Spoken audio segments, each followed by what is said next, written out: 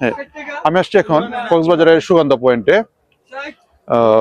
ঝিনুক এবং এগুলোর নাম জানি কি, শামুক। ঝিনুক এবং শামুক এগুলোর মধ্যে নাম লেখানোর জন্য আপনার খুবই নিখুঁতভাবে নাম লেখায়। আপনারা নিজেদের নামও দেখতে পারবেন, আপনাদের আপনজন প্রিয়জন যেই থাকুক না কেন আপনারা এখানে যে কোনো নাম এখানে আপনারা খোদাই করে লিখতে পারবেন। আচ্ছা, এগুলো কত করে মামা? 250 টাকা। আচ্ছা, তাহলে ছোটগুলো কোনটা, যেটা আমরা পছন্দ করছিলাম ওটা জানি কোনটা ছিল?